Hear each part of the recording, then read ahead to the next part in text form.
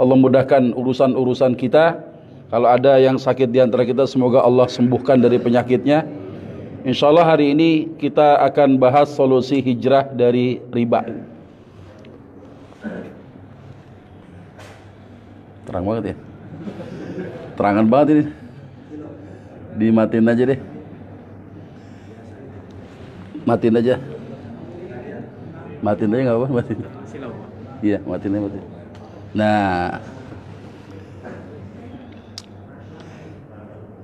baik, tema kita hari ini solusi hijrah dari riba, ya. Jadi sekian banyak media pembelajaran kemudian meningkatkan kualitas pemahaman agama yang ada di antara kita sekalian. Sehingga kaum muslimin hari ini sadar bahwa agama menjadi alat ukur untuk menilai satu perbuatan manusia. Apakah dia termasuk perbuatan yang halal atau perbuatan yang haram. Ya, sehingga kalau kita bisa melihat bagaimana asal muasal apa yang ada di tengah-tengah kehidupan manusia yang disebut dengan muamalah, di mana kaidah ulama menyebutkan al-aslu fil muamalah al-ibahah, hukum asalnya muamalah adalah mubah. Ya, selama tidak ada illah yang mengharamkannya. Nah, ketika seorang melakukan transaksional ya kepada orang lain, yang dimana asal hukum bermuamalah itu mubah kecuali ada sebab yang mengharamkan.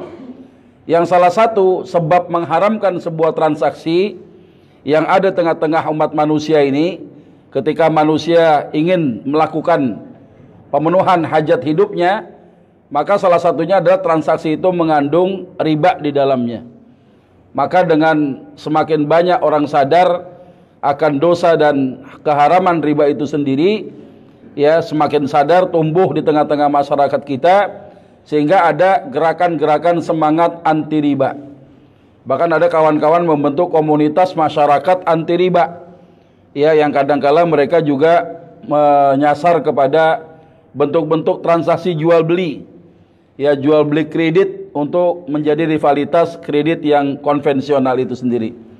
Tapi di tengah jalan ternyata yang syar'i ini banyak kendala juga. Ya, yang syar'i biasanya mahal. Ya, pakaian syar'i mahal murah. Mahal. Akhirnya orang mau beli kagok dia. Coba kalau pakaian nggak syar'i, di CFD murah-murah tuh. Ya. Kalau sekolah SDIT, SMPIT mahal murah. Mahal, TK-nya saja puluhan juta. Nah, sehingga tidak menyentuh level masyarakat kelas bawah, dan mereka muslim juga.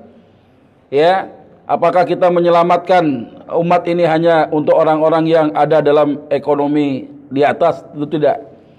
Yang kita harapkan semua lapisan masyarakat bisa merasakan bagaimana bentuk-bentuk transaksi yang sifatnya memenuhi standar syariat ini.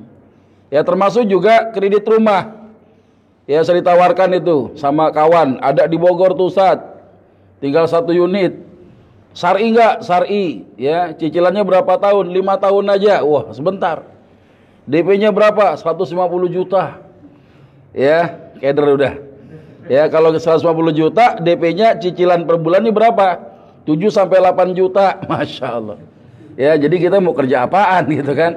Untuk bisa beli rumah yang sifatnya membeli dengan cara syar'i ini. Maka banyak kendala, ya. Tapi nggak apa-apa, semangat anti riba ini muncul di tengah-tengah kita. Nah, di berbagai forum, di majelis-majelis taklim, di obrolan-obrolan media sosial, kopas dari grup sebelah, di kopas lagi ke tetangga sebelah, ya, itu adalah biasanya ajakan untuk meninggalkan aktivitas transaksi ribawi. Bagaimana teman-teman kita menghidupkan semangat untuk hijrah dari riba itu sendiri, ya.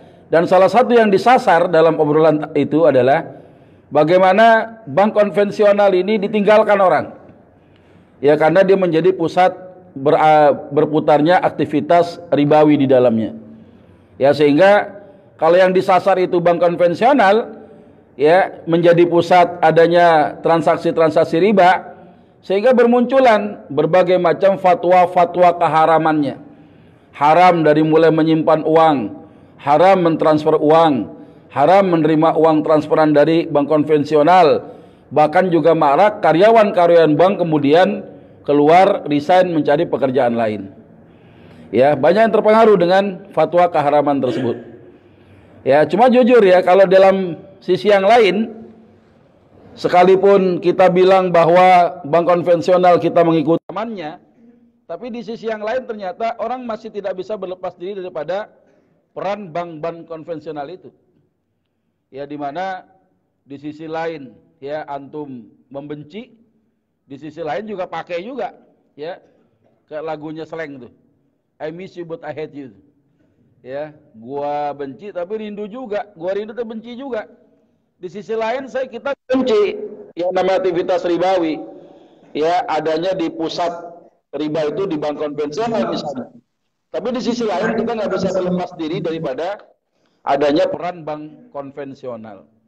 Ini beberapa aktivitas masyarakat yang tidak pernah bisa lepas daripada adanya peran bank konvensional. Antum gajian pakai bank apa? Hah? Konvensional? Iya. Ya, sengotot-ngototnya kita terhadap adanya fatwa keharaman bank konvensional, ternyata masih terima gaji juga dari bank konvensional. Ya, bahkan melakukan pembayaran, cicilan ini, tagihan itu, bayar listrik dan lain sebagainya. Ya. Kemudian yang kedua, membayar atau mentransfer. Kita kadang beli online.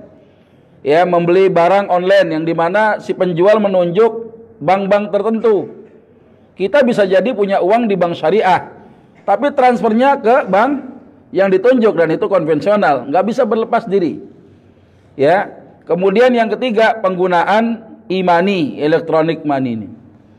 Ya, uang-uang elektronik gitu kan. E-tol itu memang siapa yang mengeluarkan? Kartu-kartu parkir ya, yang kita bisa gunakan kartu itu untuk transaksi apapun, termasuk bayar parkir kita tinggal ngetap aja. Itu siapa yang mengeluarkan? Kalau tidak hasil produk bank-bank konvensional. Maka dengan adanya peran-peran bank konvensional ini, nyatanya kita juga ya masih menggunakan itu. Ya, sehingga terjadilah kira-kira bentrokan. Ya, tabrakan, bahkan tabrakan beruntun itu antara teori-teori keharaman bank konvensional dengan kenyataan yang ada. Satu sisi kita ngotot tentang keharaman bank konvensional, di sisi lain kita tunduk pada kenyataan, gak bisa apa-apa. Ya, artinya ketika kita teriak bahwa ini adalah haram, tapi ternyata kita dibuat tunduk oleh kenyataan yang ada. Nah, bagaimana sikap ketika kita menghadapi kondisi-kondisi yang semacam ini? Apakah totalitas kita mau mengharamkan bank konvensional, ya, atau setengah hati saja, atau ada kaidah kepepet, ya, kalau udah kepepet yang haram jadi boleh, bukan halal boleh, ya, yang haram jadi boleh kita gunakan. Ya, kaidah darurat itu kan kalau ada orang tidak mengambil tindakan, dia bisa mengancam nyawanya dan nyawa orang lain. Maka untuk menghindarkan kebinasan itu, yang haram jadi boleh. Apakah kita mau bisa munculkan kaidah kepepet ini? Ya, atau fatwa tentang keharaman bank konvensional punya cacat apa enggak? Yang membuat ternyata keharamannya tidak menjadi pada tempatnya. Ya. Nah, di sini kalau kita lihat dalil keharaman riba secara zahir, bagaimana Rasulullah Muhammad SAW itu melaknat akilar riba wa mukilahu wa katibahu wa syahidai. Rasulullah telah melaknat pemakan riba yang beri makan kedua orang saksinya dan pencatatnya. Ya, di dalam matan Imam Muslim ditambahkan hum sawaun, mereka sama saja mendapatkan laknat dari Allah Subhanahu wa taala. Perbuatan laknat ini hasilnya dosa.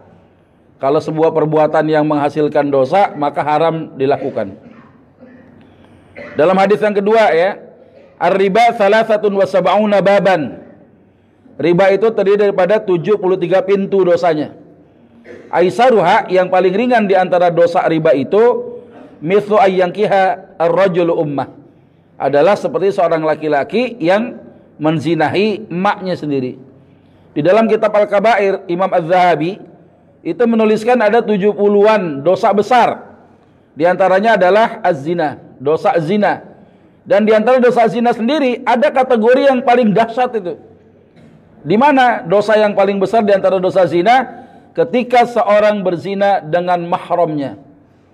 Ya ini nggak pakai ditanya tuh yang berzina masih bujang apa enggak, dibabat, dirajam sampai mati. Ya nggak pakai dijilid lagi, dirajam sampai mati ketika seorang menzinahi mahramnya, ibu kandungnya, anak kandung perempuannya, ya saudara kandung perempuannya. Ini termasuk mahram yang tidak boleh dinikahi, apalagi dizinai. Ya, ini masya Allah ini. Ya, kalau ada bicara tentang dosa riba, nah ternyata ini yang paling ringan adalah dosa zina yang paling besar di antara dosa zina itu. Ternyata menjadi dosa yang paling ringan di antara dosa riba. Nah, kemudian juga disebutkan dalam hadis yang lain, dirhamu riba, ya'kuluhur rajul wa huwa ya'lam. Orang makan satu uang dirham terbuat dari perak, ya hasil riba dia sadar, asyaddu min sittin wa thalathina zaniyah. Maka dia menanggung dosa ya lebih dahsyat ketimbang 36 wanita pezina.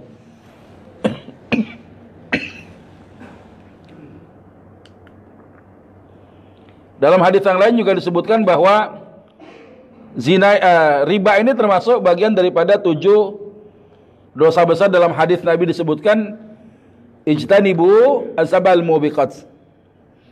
Ada 7 perbuatan dosa, perbuatan yang bisa membinasakan pelakunya.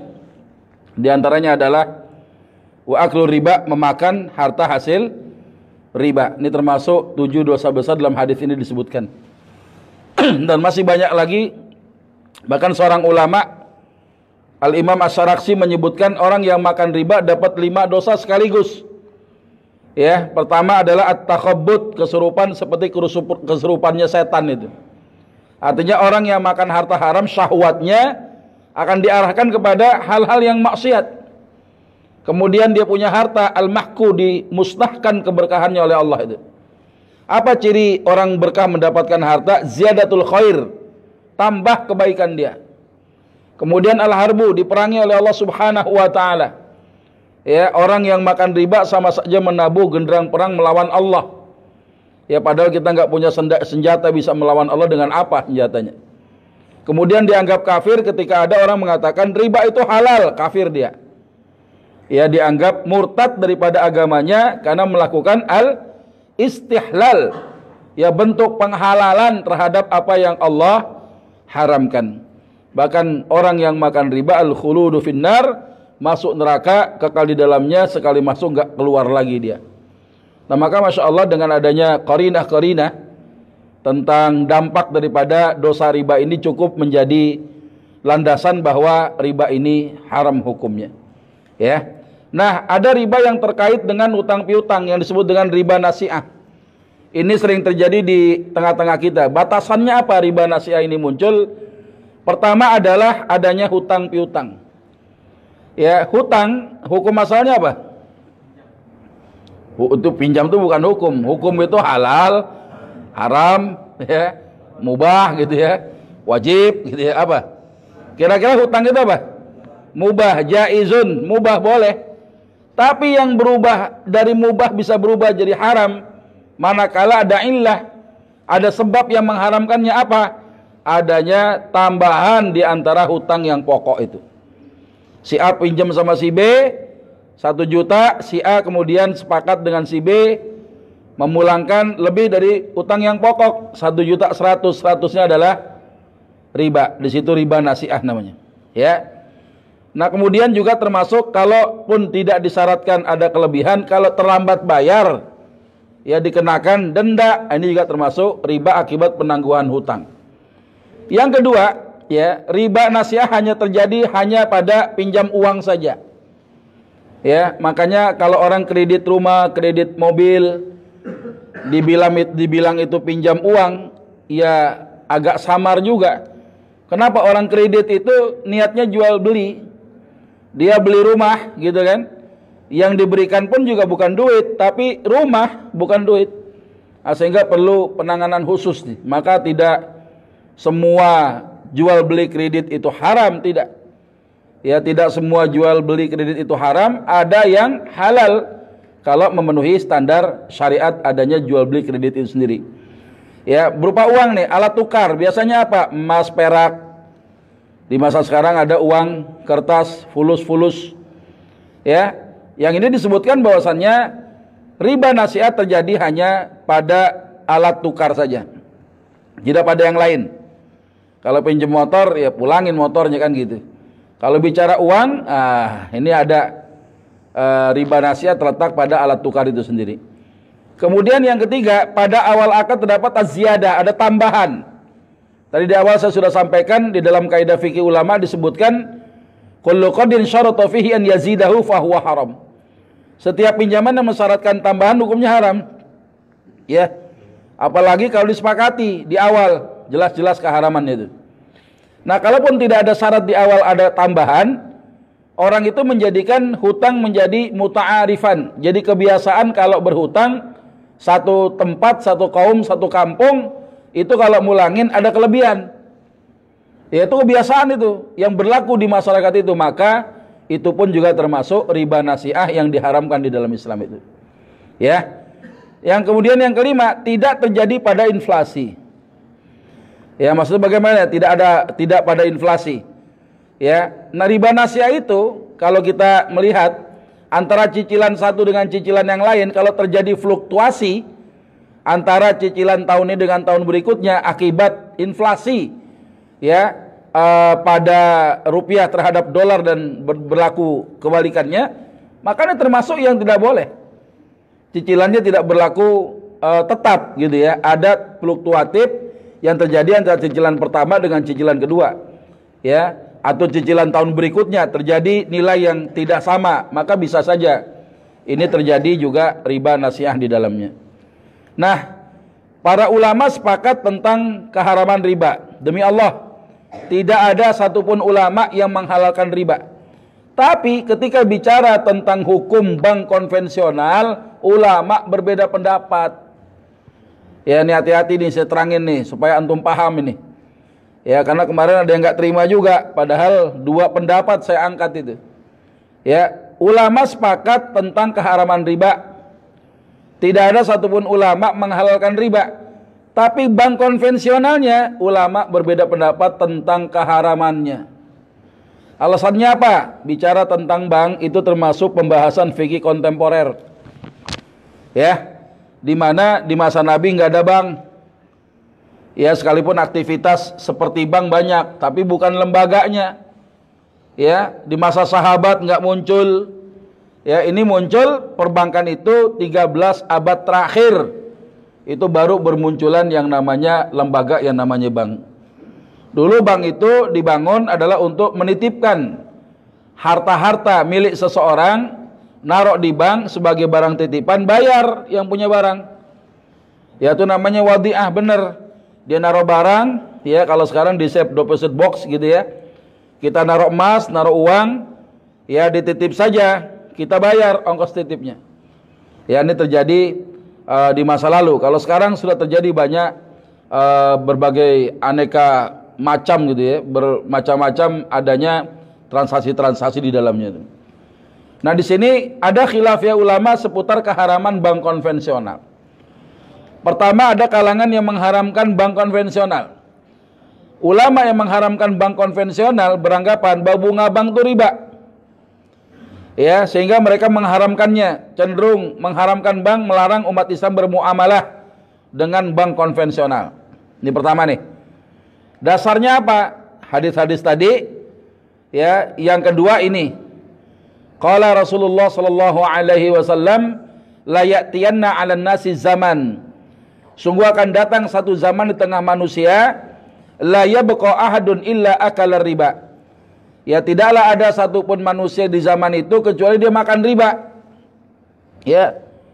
Fa illam yakulhu, kalaupun dia enggak makan uang hasil riba itu, asabahu min bukharihi, pasti dia terkena debunya. Ya, asabahu min wubarih, atau dia bisa saja terkena asapnya. Nah, ulama yang mengharamkan bank konvensional secara menyeluruh bahwa aktivitas yang ada di bank itu sekalipun ada yang halalnya, ada yang haramnya sekian. Maka yang haram tadi menebarkan debu, menebarkan asap kepada yang halal-halal tadi, sehingga cenderung ulama ini kemudian mengharamkan seluruh aktivitas bank konvensional. Harusnya bicara tentang keharaman terhadap bank konvensional dari hulu ke hilir. Tapi kadang-kala kan kita banyak nggak jujur. Ya, satu sisi kita ngotot bank konvensional haram, tapi masih dipakai produknya. Itolnya masih pakai, gitu kan? Ya, imaninya masih pakai. Ibarat mak-mak mau belok ke kiri, sennya sen kanan. Kan gedek banget kita tuh kan? Ya, nih mak-mak mau kemana nih, gitu kan? Sennya sen kiri, beloknya ke kanan. Jadi satu sisi kita ngotot keharaman riba, tapi nggak jujur juga. Ada aktivitas yang tidak bisa kita tinggalkan, ya peran-peran bank konvensional itu sendiri.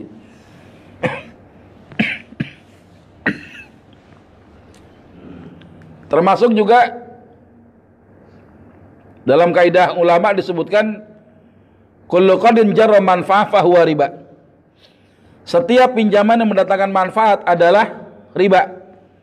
Bank konvensional itu dianggap mendapatkan untung dari pinjaman. Dari mana pinjamannya? Uang nasabah katanya. Yang ini kemudian digadang-gadang menjadi riba yang haram, sehingga ulama yang mengharamkan bunga termasuk mengharamkan bank konvensional. Ya. Nah, karena ini khilafiyah, ada loh ulama yang membolehkan bank konvensional. Alasannya apa? Mereka beranggapan bunga bank itu bukan riba, sehingga mereka tidak mengharamkan bunga dan membolehkan bermuamalah dengan bank konvensional. Alasannya apa? Riba yang diharamkan adalah ar-riba adhafam mudha'afah. Riba yang diharamkan adalah riba yang berlipat-lipat, berlipat ganda itu. Ya, pinjol tuh, pinjaman online, ya ribanya itu, bunganya itu bukan bulanan, bukan mingguan, harian. Ya, luar biasa tuh. Jadi ulama yang mengharamkan membolehkan bank konvensional, ya bahwasannya bunga bank itu tidak termasuk riba. Yang dimaksudkan riba yang haram adalah ketika itu adhafam mudha'afah, berlipat-lipat sehingga orang jadi susah. Ada bentuk kezaliman di dalamnya. Ini kata kalangan ulama yang membolehkan bank konvensional. Kemudian yang berikutnya adalah akad-akad pada bank konvensional itu akad-akad yang masuk kepada akad ghairu musamma. Akad yang tidak bisa dipetakan. Kenapa? Rujukan kepada muamalah di masa Nabi tidak bisa dikiaskan, belum bisa. Sehingga kalau tidak bisa terpetakan, sulit menentukan halal atau haram, maka kembali kepada hukum aslinya. Al-aslu fil muamalah al-ibahah. Hukum asalnya bermuamalah, hukumnya mubah. Sampai jelas betul adakah dalil atau kira-kira qarinah, ya hukum kias yang bisa menjerat bahwa satu transaksi itu menjadi haram hukumnya. Nah, kemudian juga termasuk dalil yang digunakan oleh ulama-ulama yang membolehkan bank konvensional, diantaranya adalah apa? Rasulullah pernah bertransaksi dengan Yahudi, seorang rentenir. Beliau beli makanan dengan cara berhutang sambil menggadaikan baju besinya. Rasulullah memilihkan yang halal. Ya, jadi yang si Yahudi ini jalankan lintah darat usahanya. Tapi kemudian Rasulullah bertransaksi dengan si Yahudi ini menawarkan yang halal. Ya, bentuk menggadaikan, beliau beli sesuatu, digadaikan, dijaminkan baju besi beliau. Nah, aktivitas Rasulullah kepada si Yahudi rentenir ini, ternyata si Yahudi ini menjalankan dua aktivitas. Ada yang haram, ada yang halal. Apakah lantas karena dia menjalankan dua aktivitas ini, termasuk yang haram, kita nggak boleh bermuamalah dengan dia? Ternyata tidak. Dan ulama yang membolehkan adanya bank konvensional lebih menyasar kepada bentuk transaksinya, bukan kepada badannya. Ya, bentuk-bentuk transaksinya yang dilihat, bukan semuanya dianggap jadi haram, gitu loh kira-kira. Ya, nanti kita akan bahas tentang akad yang disebut dengan akad ghairu musamma. Ya, sebelumnya kita lihat siapa ulama yang mengharamkan bank. Pertama adalah Syekh Yusuf Al-Qardawi. Beliau salah satu murid langsung Syekh Abu Zahra. Ya, beliau berpandangan sama dengan gurunya bahwa bunga bank adalah riba yang diharamkan. Ya, bahkan dengan pernyataan beliau bahwa ulama seakan-akan sepakat tentang keharaman bank konvensional, tapi dibantah oleh ulama yang lain. Karena buktinya ada ulama yang membolehkan, ada ulama yang mengharamkan. Nah kemudian Syekh Wahbah Az-Zuhaili di dalam kitab yang cukup fenomenal Al-Fiqhul Islami wa Adillatuhu, ketika beliau membahas tentang riba, ya bunga bank, beliau mengatakan haram, haram, haram 3 kali. Sehingga cukup menunjukkan sikap bahwa beliau mengatakan bahwa bank konvensional menerapkan sistem pembungaan adalah riba haram hukumnya. Ya masih banyak lagi, Syekh bin Bas termasuk yang mengharamkan bunga bank. Ya, Syekh Jadil Haq, Ali Jadil Haq juga termasuk yang berpandangan bahwa bunga bank termasuk riba yang diharamkan, sehingga hukum turunannya beliau mengharamkan bank konvensional. Ya, nah sekarang siapa ulama yang membolehkan bank konvensional? Pertama adalah Syekh Ali Al-Jumu'ah. Syekh Ali Al-Jumu'ah beliau mengatakan bahwasannya para ulama tidak sampai kepada kata sepakat. Ya, tidak sampai kepada kata sepakat bahwa bank konvensional haram. Ternyata enggak. Buktinya apa? Ada ulama yang membolehkan.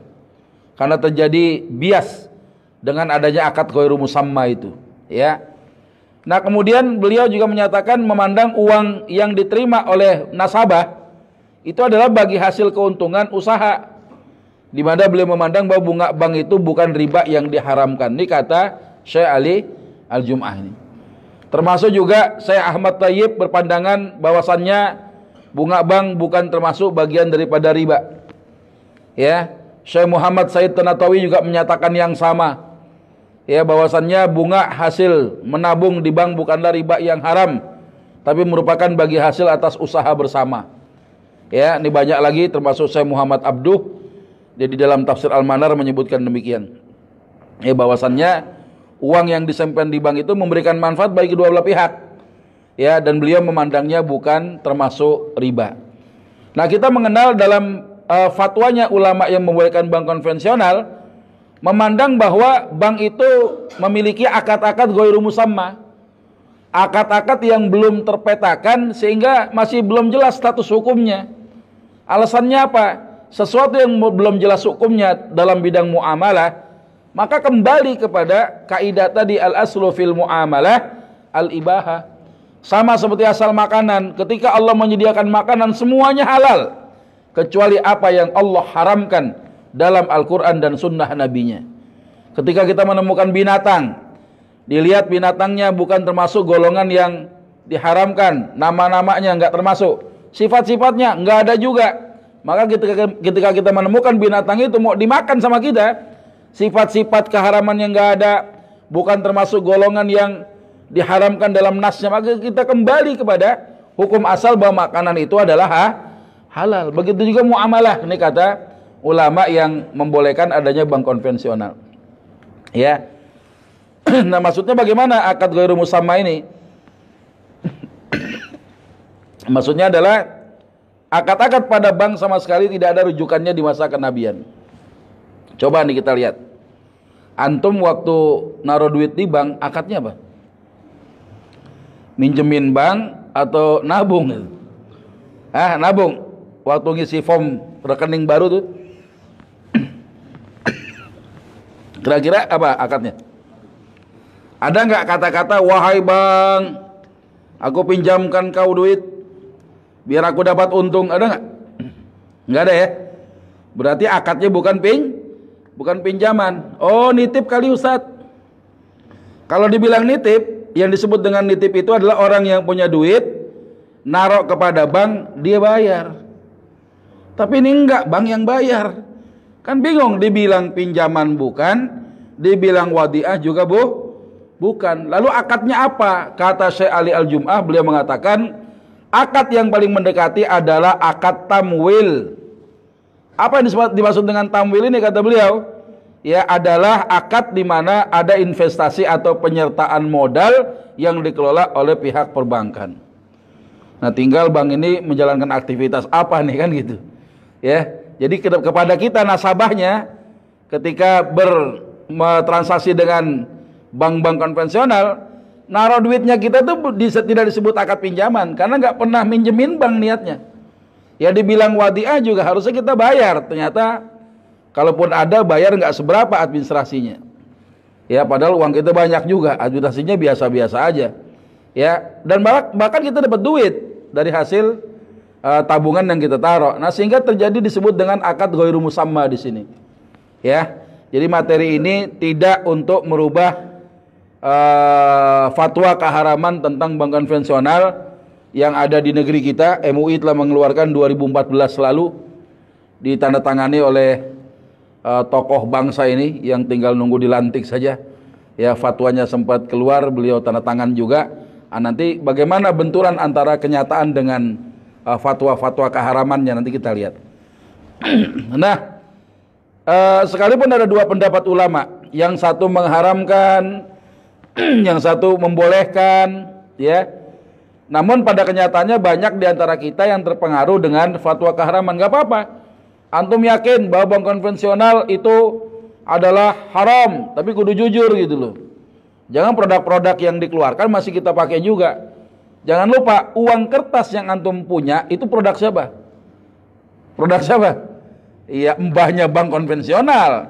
Ya, tetap kita pakai juga. Ini kan kadang ini yang dimaksud dengan haram tuh yang mananya gitu. Apakah jenis-jenis transaksinya, atau badannya, atau orang-orang yang ada di dalamnya melakukan akad-akad yang tidak syar'i begitu. Jadi yang dihukumi apanya? Apakah badannya atau transaksinya? Anggaplah misalnya ada di antara kita yang sepakat terhadap keharaman bank konvensional. Bagaimana solusinya? Untuk menghindar. Pertama adalah tidak pinjam uang pada bank.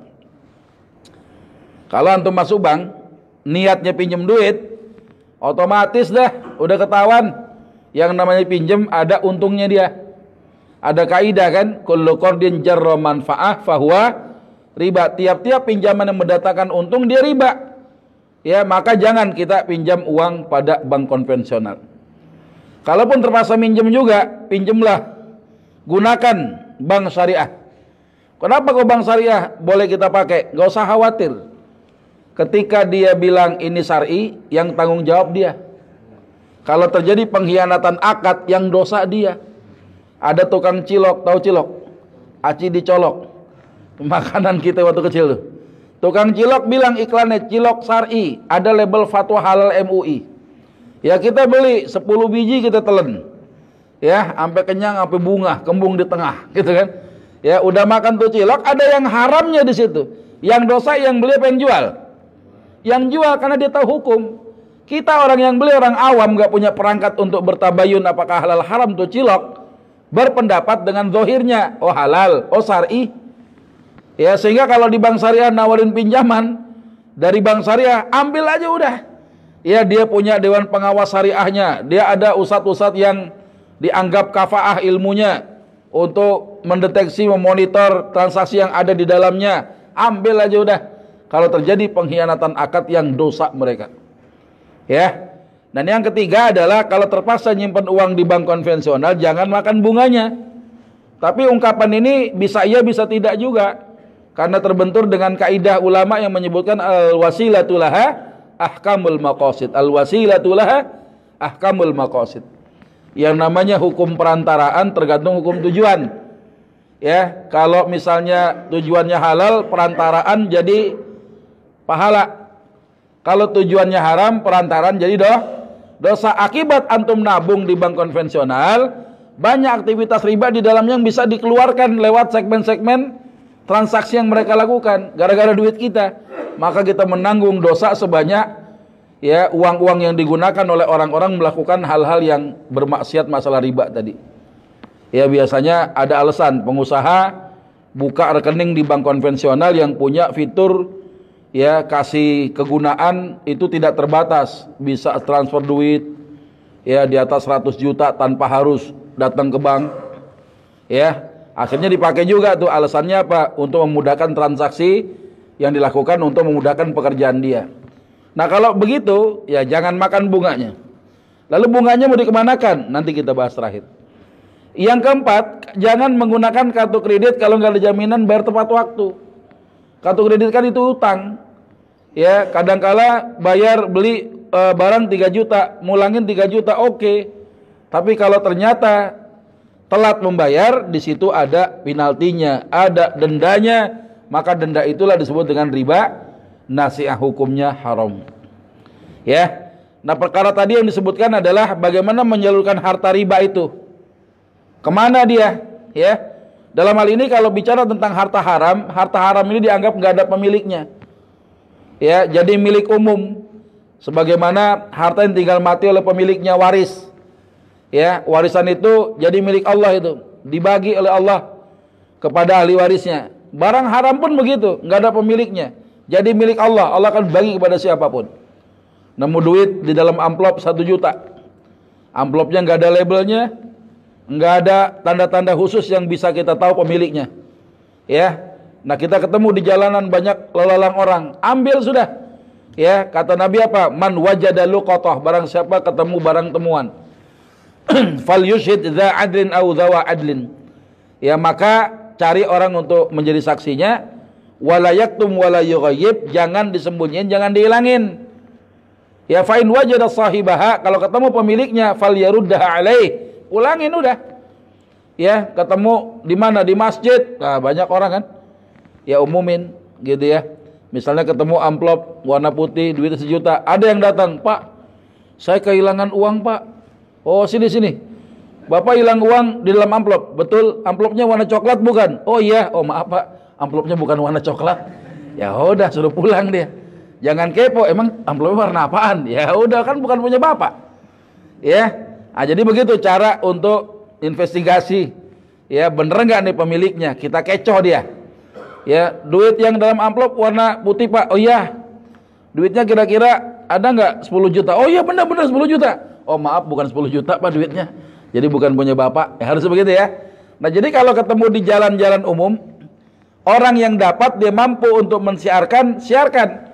Kalau nggak ketemu, wa illa, nggak ketemu pemiliknya, itu harta menjadi milik Allah, rezeki buat yang nemu tuh. Ya, tapi kalau nemunya di meja kerja temen, bukan nemu. Bang, gua nemu duit 100.000 di meja lu. Itu mah duit gua, meja gua. Ya, nemu duit di kantong celana temen. Ya, nemu duit di kantong celana. Ya, pemilik celananya ada, bukannya ketemu namanya. Nah, jadi harta haram itu jadi milik umum. Nah, sehingga ulama jumhur menyatakan, diantaranya Al-Hanafiyah, Al-Malikiyah, Wal-Hanabilah, boleh disalurkan menjadi sedekah sunnah secara umum, walaupun gak ada pahalanya. Minimal harta kita bersih. Ya, diberikan dalam bentuk sedekah biasa untuk maslahat, pemberian kepada fakir miskin, bahkan untuk pembangunan masjid juga boleh. Ya, ada panitia pembangunan masjid wakaf, kita datang bawa duit 1 miliar. Senangnya luar biasa, dia nanya, Bapak hebat banget, usaha Bapak apa sih? Ini uang dari mana? Ini uang hasil riba katanya. Kalau saya jadi panitia saya terima, nggak apa-apa. Saya nggak perlu tersinggung. Kenapa? Ulama membolehkan. Kenapa boleh? Karena ketika orang bertransaksi yang haram buat dia. Ketika orang yang tidak ikut transaksi nggak kena dosanya. Contoh misalnya ada copet dikejar, tiba-tiba ojek lewat diberhentiin. Naik ojek dia selamat kan? Turun dari ojek bayar pakai duit nyopet. Nih kembali buat lu aja dah gitu kan. Halal haram diterima si copet? Halal karena nggak ada hubungannya. Tapi kalau dia kerja sama copet, lu kalau gua lari di jembatan ya lu tunggu di bawah ya. Ntar gua loncat gitu kan. Baru di situ letak keharamannya jelas. Ya. Nah, ini boleh untuk bangunan masjid wakaf, bukan milik perorangan. Ya, kenapa? Karena wakaf ini miliknya kaum muslimin. Ini wakaf bukan nih? Wakaf bukan nih? Bukan, nggak boleh terima uang begituan tadi. Ya, nggak boleh dia terima uang begituan. Kenapa? Karena memang bukan milik kaum muslimin keseluruhan. Ya. Ibnu Taimiyah mengatakan disalurkan untuk kepentingan umum kaum muslimin secara umum saja. Nggak boleh buat perseorangan, tidak boleh untuk tempat tertentu. Kenapa maksudnya? Biar bisa dirasakan secara umum, siapapun boleh. Ya, bikin toilet umum, kamar mandi umum, jalanan umum, boleh. Sementara pendapat mufti dari Saudi Arabia agak berbeda dengan jumhurul ulama. Boleh disalurkan kepada fakir miskin, tapi nggak boleh untuk masjid. Ya, kenapa? Karena menerapkan kaidah sadud dzara'iyah, tindakan pencegahan supaya apa? Dua masjid suci Al-Haramain itu tidak mendapatkan harta-harta yang begituan. Makanya antum sholat di sana nggak ada sunduk lewat. Ya, sholat Jumat segitu banyaknya, masya Allah. Ya, sholat-sholat yang wajib begitu banyak, nggak ada sunduk lewat, kotak amal lewat, nggak ada. Ya, kenapa? Untuk menjaga supaya orang jangan menyangka dia telah merampas harta orang lain dengan menyumbangkan kedua masjid itu, dia merasa dosanya selesai. Enggak. Ya, ini kembali bahwasannya ini karena teori kaidah pencegahan saja. Ya, walaupun jumhur ulama membolehkan untuk diberikan kepada masjid secara umum. Nah, itu kira-kira ya solusi terbaik yang bisa saya sampaikan kepada antum yang barangkali punya pandangan fatwa tentang keharaman bank konvensional. Antum mengikuti fatwa itu, tapi di luar sana ingat ada ulama lain yang membolehkan. Sehingga kalaupun ada orang-orang yang masih kerja di bank konvensional, masih ada dia memakan harta-harta gaji dari bank konvensional, jangan nyinyir-nyinyir juga. Ya, karena barangkali mereka semua mengambil fatwa tentang ulama yang membolehkan, dan yang membolehkan itu bukan fatwa sembarang fatwa. Ini ulama, ya ulama yang muridnya jumlahnya jutaan gitu kan. Ya ulama besar tingkat dunia dalam pendidikan dunia Islam internasional ini kan, masya Allah. Ya, sehingga fatwa memang tidak selalu ujung-ujungnya mentok benar, karena kadang-kala fatwa itu bisa berubah. Contoh kaulnya Imam Syafi'i, ada kaul qadim, ada kaul jadid, ada perkataan yang lama, perkataan yang baru beliau. Beliau merevisi apa yang menjadi ijtihad beliau, bisa saja seperti itu. Ya, karena ini kemudian kenapa kok muncul perbedaan pendapat? Karena ada akad ghairu musamma itu. Dibilang orang nabung minjemin kagak pernah, sama teori GoPay kan. Orang pakai GoPay, ya itu kan bukan minjemin pihak Gojek, kita deposit. Kita bayar jasa ijarah kepada sewa jasa yang bayarin di awal. Sama seperti pengen nyewa mobil, bayarnya duluan pakai duluan. Kalau nyewa mobil bayar dulu apa pakai dulu? Bayar dulu, belum dipakai loh. Termasuk jasa GoPay juga. Kita yang mendapatkan layanan jasa, bayar duluan, makanya belum. Ya, dan duitnya itu bukan ditelan sama Gojek. Buktinya apa? Kita bisa beli pakai GoPay itu. Kita bisa bayar uang, dan bahkan bisa dicairkan uang itu bisa. Ya, artinya akad pinjaman tidak terjadi di GoPay, sehingga tidak haram hukumnya. Sekalipun di luar sana ada yang mengharamkan, ya silakan, saya menghormati saja. Ya, kira-kira begitu. Kalau ada pertanyaan dipersilakan. Ya, fadhil.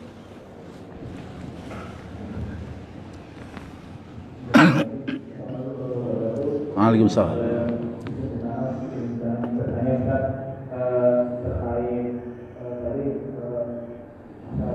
Ya.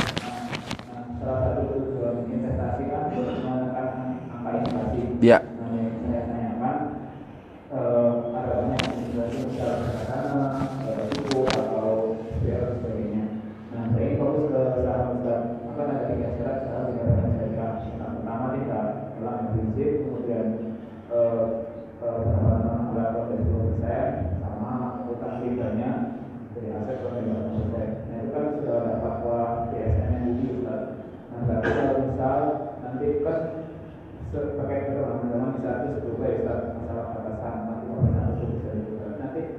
Kalau nanti misal di akhirat itu yang tanggung jawab itu kan MUI-nya Ustaz, atau nanti saya juga harus tanggung jawab Ustaz, saya kan juga akan ada gitu ya.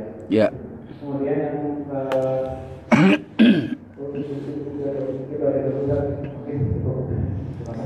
ya.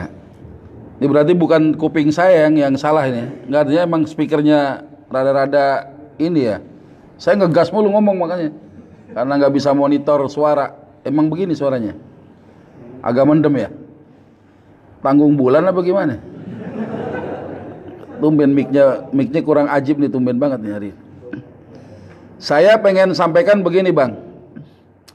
Ada hadis Nabi, yang hadis Nabi ini kemudian menjadi kaidah ulama tentang masalah ijtihad. Ya. Ulama memfatwakan satu perkara bisa saja menguatkan atau melakukan ijtihad sesuatu yang tidak atau belum terjadi sekarang kejadian. Gitu kan. Nah, sekarang bentuk fatwanya bagaimana? Misalnya saham. Saham itu di masa Rasulullah sudah ada yang namanya qirad. Ada qardun, ada qirad. Qardun itu hutang, qirad itu permodalan. Antum punya modal, saya punya usaha, saya amil, antum sahibul mal. Saya punya bengkel, Bang, mau nggak kerjasama dengan bengkel saya? Saya butuh uang 100 juta buat stok spare part. Ya udah, terjadi akad syirka mudharabah. Ya, yang dibagi adalah hasilnya. Dari 100 juta berapa persen antum dapat? Tergantung hasilnya, bukan 100 jutanya. Misalnya hasil daripada 100 juta, bulan pertama 50 juta, bagi. Kalau perjanjian awal 50-50, ya dibagi setengah-setengah. Kalau 40-60 silakan. Ya, bukan berdasarkan uang yang antum taruh. Kalau berdasarkan uang 100 juta, saya nggak banyak-banyak minta 20% aja dari 100 juta. Nggak boleh, hukumnya haram, itu riba namanya. Minjemin bukan modalin. Kalau modalin tergantung hasilnya. Gitu ya. Nah, jadi kalau misalnya kita melihat bagaimana kaidah, apakah ulama ketika memfatwakan apa namanya tadi, memfatwakan tentang saham-saham tadi, ya, apakah kemudian dia menjadi siapa yang tanggung jawab kalau salah atau benar gitu ya? Kira-kira dosa nggak ya gitu kan? Yang ini bilang begini, yang sono bilang begitu. Coba kita lihat di sini. Ya, Rasulullah ini fenomenal loh hadis ini. Ketika Mu'adz bin Jabal ditunjuk oleh Rasulullah menjadi qadhi, seorang hakim di Yaman, beliau ditanya sama Nabi, "Ya Mu'adz, kalau nanti kau di sana, kau berhukum dengan apa?" "Aku berhukum dengan kitabullah." "Kalau permasalahan itu enggak ketemu jawabannya di kitabullah, bagaimana?" "Aku akan berhukum dengan sunnahmu ya Rasulullah." "Kalau enggak ada di dalam sunnahku, bagaimana?" "Aku berijtihad." Ya, aku berijtihad. Nah, maka Nabi sampaikan, "Idza ijtahadal hakim fa asaba falahu ajran." Seorang hakim, ulama, seorang qadhi kalau berijtihad, ternyata ijtihadnya benar, pahalanya 2. Yang bilang saham syariah dengan segala hujah-hujahnya, anggaplah benar, pahalanya 2. Tapi kalau ternyata ijtihadnya salah, wa idza akhta'a falahu ajrun, maka kalau dia ijtihadnya salah, nggak ada dosanya, pahala cuma 1 doang. Jadi nggak usah khawatir. Jadi yang bilang yang ini halal, yang ini haram karena keharaman tidak mutlak gitu, ini kan ijtihad ulama juga, gitu kan. Nah, tinggal ijtihad ulama ini kita pegang yang mana. Kalau salah nggak ada dosa, ya pahalanya 1. Tapi ingat, transaksi yang muncul di situ ada ribanya, ulama semua sepakat haram, gitu ya. Kalau bicara riba, ulama semua sepakat haram. Tapi urusan lembaganya, banknya, ulama berbeda pendapat. Itu kira-kira. Ada lagi, silakan. Apa yang ditanya tentang koperasi?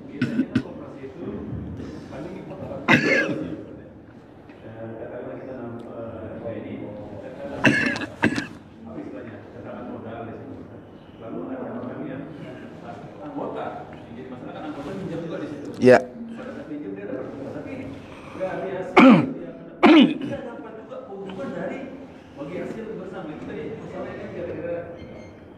Untungnya bersama, lalu hasilnya juga dibagi bersama. Dia harus membayar atas rumah lah. Tapi dia nanti hasilnya itu dapat untuk auto itu dapat juga. Nah, itu prinsip. Bagaimana hukumnya gitu ya? Beda dengan yang yang ini langsung yang menyusahkan yang pinjam. Kalau ini kan yang pinjam akan dapat juga. Iya. Bisa dia pinjam, semakin besar juga dapat dari manfaat. Baik. Jadi kalau bicara tentang awal pendirian koperasi untuk mensejahterakan anggota, itu sudah bagus banget. Tapi kadang-kala prakteknya enggak. Yang namanya hutang piutang, simpan pinjam dalam koperasi, itu jangan dijadikan usaha profit. Nolong aja udah. Pinjam 1 juta, pulangin 1 juta. Lalu bagaimana koperasi bisa untung? Bisa, untungnya 2. Dari mana? Modal yang ada dari anggota koperasi bisa untuk jualan. Ya, dibikin toko, ya, bangun pom bensin, ya 10 unit, kan keren tuh. Pom bensin 10 unit walaupun cuma Pertamini doang, atau Pertamini, yang pakai pom cuma 1 tuh, ya, nggak apa-apa kalau punya 100 unit juga kenceng juga duitnya.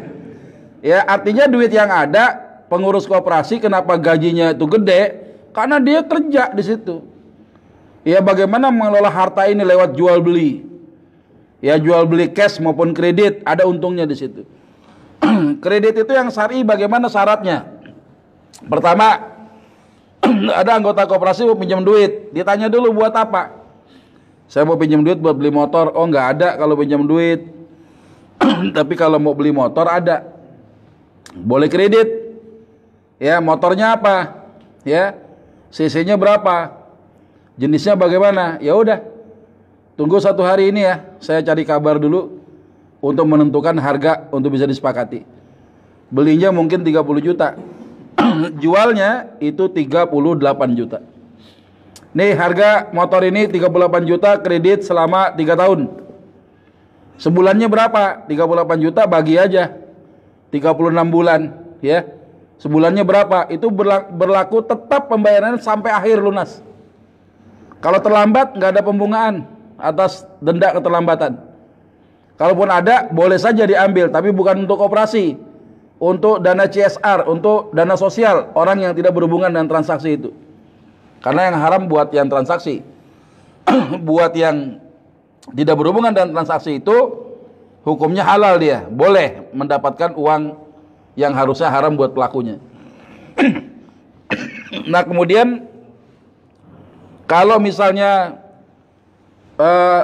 motornya belum lunas dibayar, jangan dipindah tanganin. Kebanyakan kan orang ngoper kredit ya, ngoper kredit jangan tuh. Kenapa? Karena ukuran harga jadi nggak jelas. Ya, nah jadi bisa untung dari situ. Yang kedua adalah dari kerjasama permodalan. Anggota koperasi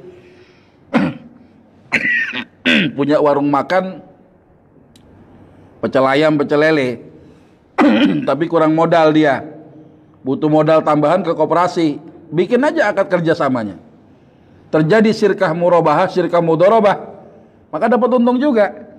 Ya jadi jangan sampai simpan pinjam ini dijadikan untuk usaha yang sifatnya menghasilkan profit. Ya saya sepakat dengan ulama yang mengharamkan dengan kaidah fikihnya kan. Ya kullu qardin syarata fihi an yazidahu fahuwa haram. Tiap-tiap pinjaman mensyaratkan adanya tambahan, maka hukumnya haram dia, nggak boleh. Ya jadi ilah pengharaman riba itu bukan sengsara atau nggak sengsara, tapi ada tambahannya. Sekalipun tadi ada ulama yang kedua mengatakan kalau nyengsarain. Saya mengambil fatwa dengan kaidah fikih yang secara umum disebutkan keharaman riba dari hutang piutang itu adanya tambahan. Ya maka tambahan dari yang pokok itu hukumnya haram. Nggak ada kesepakatan, tapi jadi kebiasaan. Gak usah diomongin dah, kita siasatin, yang penting lo pulangin lebih, sama aja nggak boleh. Gitu kira-kira bang. Ya. Tapi sisa hasil usahanya dari jual beli kredit, jual beli cash, kerjasama permodalan itu halal tuh. Ya, asalkan simpan pinjam tadi jangan dijadikan segmen usaha profit. Ya, saya nggak tahu di sini kebiasaannya gimana tuh. Ada nggak di sini koperasi karyawan? Minjemnya berapa? Kalau pinjam 1 juta pulang berapa? Kalau pinjam 1 juta pulangin berapa? Ada ya. Jadi mulai nanti kalau ada rapat anggota dibahas juga tuh. Jangan jadikan utang piutang jadi usaha profit, tapi hanya tolong menolong saja. Ada gimana? Jangan ada pinjamnya tuh konsumsi.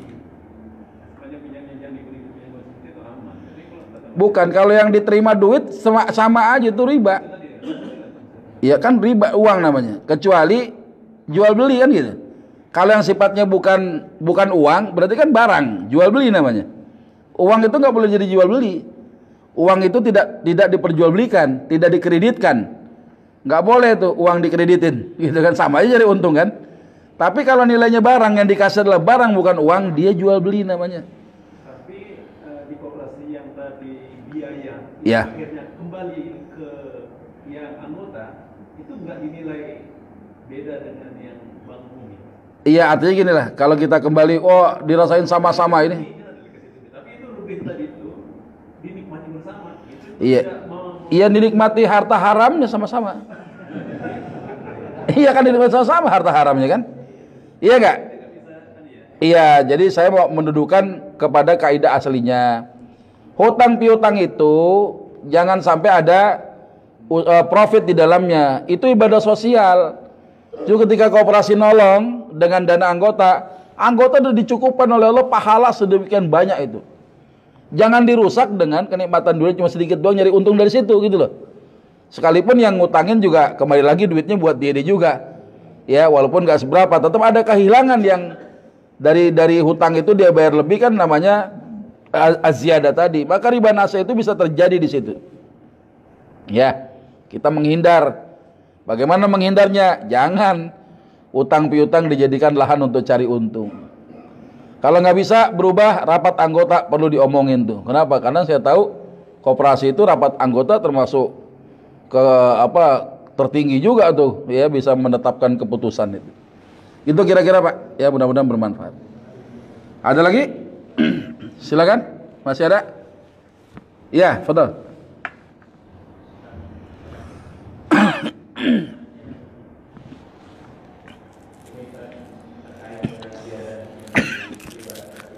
Ya.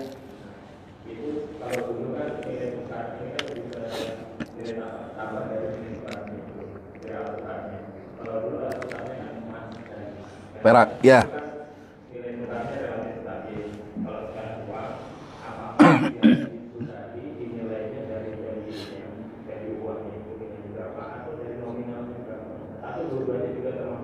Ya, ini utang piutang ya. Jadi utang piutang itu kata ulama apa? Mutamathilan, harusnya sekufu nilainya. Ya, dulu mata uang kita kaum muslimin dan sebelum Islam datang dinar dan dirham. Mata uang emas namanya dinar, bobotnya 4,25 gram, karatnya 22. Kenapa nggak 24? Kalau 24 peang, nggak bulat lagi tuh duit, dikantongin gepeng gitu kan. Tapi sekalipun uang itu gepeng, emas itu punya kimah zatiyah Pak. Punya kimah zatiyah apa? Nilai intrinsik, nilai pada dirinya sendiri. Nggak dipakai di negeri kita sebagai alat tukar. Nggak apa-apa, itu emas, laku juga. Gitu kan? Yang masalah kan regulasi yang menghambat ya penerapan hukum-hukum syariat itu. Saya pengen jual rumah pakai emas, nggak boleh. Harga rumah berapa? Sekilo emas. Boleh dicicil nggak? Boleh. Cicilnya berapa? Sebulan 2 gram aja dah. Beli di Antam yang kecil-kecil itu. Kan bisa untuk menghindari ada terjadi inflasi. Nah, uang kertas gitu kan, adanya fulus-fulus tadi itu. Ya, uang kertas itu kan nggak punya nilai intrinsik, nggak punya nilai qimah zatiyah. Ya, kertas itu berlaku karena kesepakatan. Mungkin ke depan kalau daun singkong sepakat jadi alat tukar, mahal itu harganya. Ya, yang kira-kira ruasnya 5 apa ruas 6 berapa itu? Ya, nah, itu bisa aja kesepakatan. Nah, karenanya sulit menentukan apakah bisa dikiaskan. Kalau mau dikiaskan berarti harus sekufu. Minjam 1 juta, pulangin 1 juta kan gitu. Nah, ini menurut pendapat kebanyakan ulama berdasarkan teori kaidah hutang piutang itu harus mutamathilan. Pinjam emas 1 gram, pulangin 1 gram dengan karat yang sama. Kalau uang sekarang yang fulus ini disamakan dengan emas dan perak, harus sama juga. Nggak ada urusan. Nah, kalau gitu bagaimana terjadi inflasi? Ya, siapa suruh bermuamalah dengan uang kertas itu? Ya, maka kalau untuk kita untuk menghindar terjadinya kerugian atas utang piutang, kita khawatir harta kita nilainya berkurang karena pengembalian hutangnya itu tidak jelas, maka bermuamalahlah dengan emas. Ya, gua nggak ada uang cash Bang, kalau pinjam emas ada nih 50 gram, silakan pakai, ulangin, nanti terserah antum, pokoknya 50 gram balik lagi. Harusnya begitu, jangan pinjam duit dikonversi dengan nilai emas. Ya, pinjamnya duit dulu berapa, sekarang berapa, walaupun ada pendapat yang sedikit menyatakan itu. Tahun 70 uang 1 juta bisa beli macam-macam. Ya, sekarang 2019 mau dibayar utang 1 jutanya kan nggak mungkin. Sehingga menutup kerugian itu maka harus dikonversi nilai 70 tahun 70 juta itu berapa? Ya nilainya sekarang dikonversi walaupun itu pendapatnya sedikit ya, saya mengambil pendapat yang banyak nih. Pendapat ulama yang banyak ini. Ya, kenapa? Karena utang ini dibayar mutamathilan, yang sekofo yang senilai. Ya, uang kertas itu adalah uang yang bisa ditakar nilainya. Ya, barang-barang apa namanya? Barang ada barang misliat, ada barang kimiat. Ya, barang-barang misliat itu barang yang sepadan nilainya. Ada barang kimiat. Kimiat itu apa? Barang yang tidak bisa ditakar. Apa contohnya? Kita pinjam ayam. Ya. Pinjam ayam, pulangin apa? Pulangin ayam. Padahal ayamnya kita udah sembelih, kita makan. Nah, terjadi di situ ketika pinjam ayamnya kurus, kita pulangin ayamnya gede, masalah nggak? Masalah nggak kira-kira? Wah, ini kelebihan berat badan, Pak, gitu kan? Ayamnya mesti dikurangin beratnya. Nggak perlu. Kenapa? Karena ulama menetapkan untuk barang jenis kimiat yang tidak bisa ditakar karena kita tidak pinjam daging, tapi pinjamnya ayam, pulangin ayam juga sejenis ayamnya. Ya, walaupun lebih besar. Ini Nabi pernah pinjam unta. Ya, unta umur-umur masih muda. Ya, umur-umur unta muda dibayar dengan unta yang sudah dewasa dan badannya lebih besar lagi. Sampai Nabi katakan sebaik-baik kalian adalah yang paling baik dalam bayar hutang. Jangan nyakitin yang punya. Nah, sekarang bagaimana uang 1 juta dengan 1 juta 2019? Ada solusinya. Ini tahu dirinya saja nih orang yang ngutang. Ya, bayar 1 juta. Kemarin saya pinjam uang tahun sekian 1 juta, ini saya bayar 1 juta. Salaman, sudah lunas ya. Nah, ini sebagai tasakur ana pengen kasih sesuatu nih buat antum ini, karena ana merasa ditolong ya dengan adanya uang 1 juta antum pinjamkan ke ana, kasih. Boleh nggak begitu? Boleh, karena tidak terjadi akad di awal. Ya, makanya Nabi sampaikan sebaik-baik kalian adalah yang paling baik dalam bayar hutang. Ya, jadi jangan cuma diomongin, wah ini gak ada solusinya, rugi dong kalau yang ngutangin. Nah, kita anggaplah orang yang berhutang tahu diri. Pinjam 1 juta dulu tahun 70 bisa macam-macam, beli tanah berapa meter itu. Sekarang 1 juta duitnya buat apaan? Ya minimal dibayar, ya ada bagian daripada bentuk tasakur kita kepada orang itu. Boleh tuh begitu. Ya, pinjam duit boleh nggak dibayar pakai tanah? Boleh nggak? Banyak sekarang tuh pinjam duit dibayar pakai tanah. Yang ditagih ngamuk ngebunuh. Ya. Korbannya mati dikasih tanah kuburan. Nah, ini boleh nggak pinjam uang bayar pakai tanah? Nggak boleh. Ya tidak sekufu nilainya. Lo utang segini bayar aja pakai tanah lo tuh, kagak bisa. Ya, utang lo sekian bayar pakai motor lo, nggak boleh. Harus sekufu.